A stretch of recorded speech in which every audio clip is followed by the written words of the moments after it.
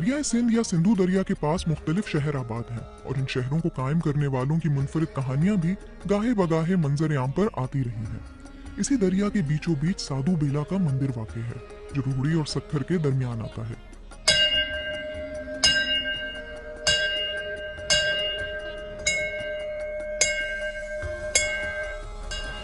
श्री चंद ने 14वीं सदी के अवाइल में शुरू किया था। इस रिवायत से जुड़े साधु सन्यासी होते हैं और अपनी तमाम उम्र मजहबी किताबें पढ़ने में गुजार देते हैं। मगरबी इंडिया से शुरू होने के बाद सिंध इस वक्त उदासीन पंथ से ताल्लुक रखने वालों का सबसे बड़ा मरकज माना जाता है। सूबा सिंध का नाम 19वीं सदी के अवाखिर तक सक्खर में हिंदू और मुस्लिम जिंदा पीर की दरगाह पर एक साथ इबादत किया करते थे। 1874 के गैजेटियर ऑफ सिंध में भी इस इज्तिमाई इबादत का तस्करा है, लेकिन जब तक 1919 का गैजेट तैयार हुआ तब तक हिंदू इस जजीरे से हट चुके थे, क्योंकि ब्रिटिश राज के दौर में ही हिंदू और मुसलमानों के दरमियान 13 मीरी शुरू हो चुकी थी और एक साथ इबादत करने वाले अब अपनी अपनी इबादत गाहों की दीवारें ऊंची करने में लग गए। इस पस मंजर के बावजूद साधु बेला का मंदिर आज भी सबके लिए खुला है और यहाँ तक पहुंचना आसान है।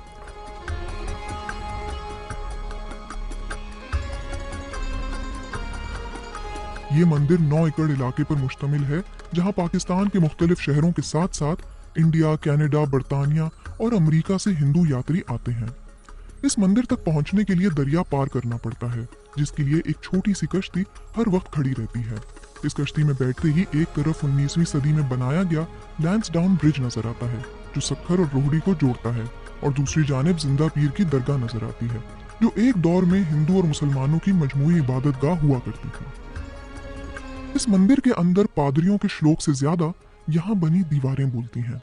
मंदिर के अहाते में दाखिल होने से बिल्कुल पहले दीवार पर स्वर्ग यानी जन्नत और नर्क यानी दोजख का मंजर दिखाया गया है, जिसमें जिंदगी के एक नादिर उसूल को बताया गया है कि जो पैदा हुआ है उसे एक दिन मरना भी होगा और अपना किया यही भुगत कर जाना होगा। इस मंदिर की हर दूसरी दीवार किसी न किसी दौर में नाफिज हुकूमत की अक्कासी करती है।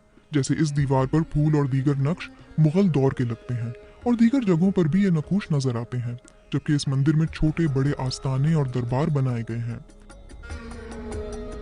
तो अब सवाल यह है कि सक्खर और साधु बेला की तारीख एक दूसरे से कैसे मिली।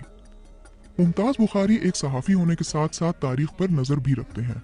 उन्होंने बताया कि साधु बेला और सक्खर की तारीख का मेल जल्द या बदेर होना ही था।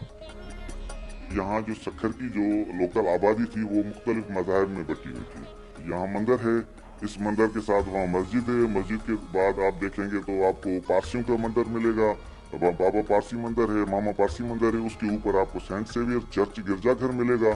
तो ये एक सीरीज थी, ये मजहबी हारमोनी शुरू से ही सक्खर में रही है, क्योंकि यहाँ मुख्तलिफ मज़ाहिब के लोग शुरू से रहते थे और उन्होंने जब शहर बिल्ड किया था तो उस वक्त भी ये सारे मज़ाहिब के लोगों ने मिलके जो है शहर को बिल्ड किया। फिर अंग्रेज आए तो उन्होंने इसको और डेवलप कर दिया। जिलेंड नजर आते थे।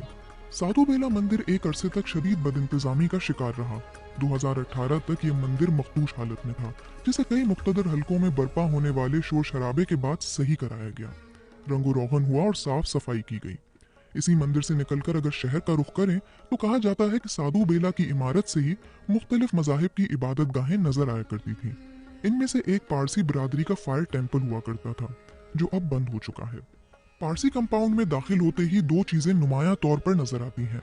एक है वहां पर मौजूद फायर टेम्पल और धर्मशाला का बोर्ड, और साथ ही बना मामा पारसी स्कूल जिस पर 1923 का बोर्ड लगा हुआ है। पारसी कंपाउंड की मौजूदा इंतजामिया ने बताया कि अब यहाँ से ज्यादातर पारसी क्वेटा जा चुके हैं, जबकि बैरून मुल्क रहने वाले पारसी इस कंपाउंड की निगहदाश्त और इंतजामी बागदौड़ को संभालते हैं। यहाँ से निकलते ही जब सेंट सेवियर्स चर्च का रुख किया तो पता चला कि इससे पहले कई बार इस चर्च पर हमला हो चुका है, तो अब चर्च का दरवाजा बंद रहता है। लेकिन जरा सी बातचीत और ये बताने पर कि हम सब दूसरे शहर से आए हैं, हमें अंदर जाने दिया गया। मुमताज बुखारी और दीगर माहिरीन बताते हैं कि शहर में किसी भी किस्म की चपकलिश के दौरान यहाँ की इबादत गाहें एक दूसरे को तहफ़्फ़ुज़ फराहम करने के लिए खोल दी जाती थी। मुमताज बुखारी का कहना है कि शहर या मुल्क का माहौल कुछ भी हो, यहाँ अब भी रवादारी कायम है।